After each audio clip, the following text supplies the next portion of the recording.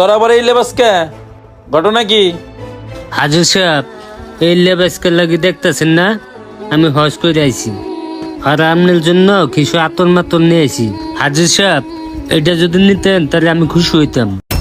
কি তুই 2 টাকার মুসি হইয়া আবার হজ করে আইছস? কিরে তুই টাকা টুকা কই পাইছস? লেবাস তো লইছিস একদম পুরো হাজি সাহেব। হ্যাঁ, চুরি টুরি করছস নি আবার? না না হাজির সাহেব, চুরি করা টাকার থেকে হজ হইব? তাহলে শুনেন।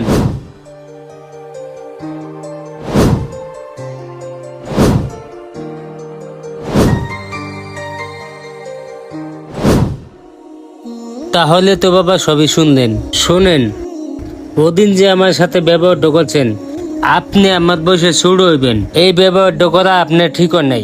আমি শুরু কাজ করি আর বড় কাজ করি, কাজ তো কাজই, কোনো কাজকেই শুরু করে দেখতে নাই। মুসলমানদের হজ করার নিয়ত সবাই করতে পারে, ছোট হোক বা বড় হোক।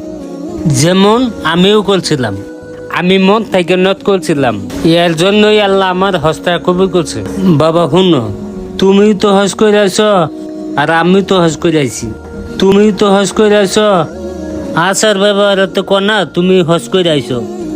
আসলে মুরব্বী, ওই দিনকার ব্যবহারের জন্য আমি আপনার কাছে ক্ষমা চাইতেছি। আর ওই কাজটা করা আসলে আমার ঠিক হয় নাই। আসলে একটা কথা কি, ছোট বড় সকলে হজ করতে পারে যদি তার নিয়তটা ঠিক থাকে। আসলে আমি হজ করে ঠিকই আসছি, কিন্তু আমার ভিতরে ওই মনুষ্যত্বটা নাই। আপনাকে দেখে আমি একটা জিনিসই শিখলাম, আসলে হজ করলে হয় না, মনটাকেও পরিষ্কার করতে হয়। বাবা তুমি এটা যদি নিতা আমি অনেক খুশি হইতাম। ঠিক আছে মুরব্বী, দেন এগুলা। আর আপনি আমার বুকে আসেন। হজ মানে গিয়ে শুধু কাবা ঘুরে আসা নয়, আর হজ শুরু হয় হালাল উপার্জন দিয়ে। সুদের টাকায় হজ করলে শুধু নামটা থাকবে, কিন্তু আল্লাহর দরবারে এই হজ কখনোই কবুল হবে না। তাই অন্যকে তিরস্কার না করে আগে নিজের আয়ের হিসাব ঠিক করুন। আর আমাদের ভিডিওটা যদি ভালো লেগে থাকে অবশ্যই লাইক কমেন্ট শেয়ার করে ফলো করে পাশে থাকবেন।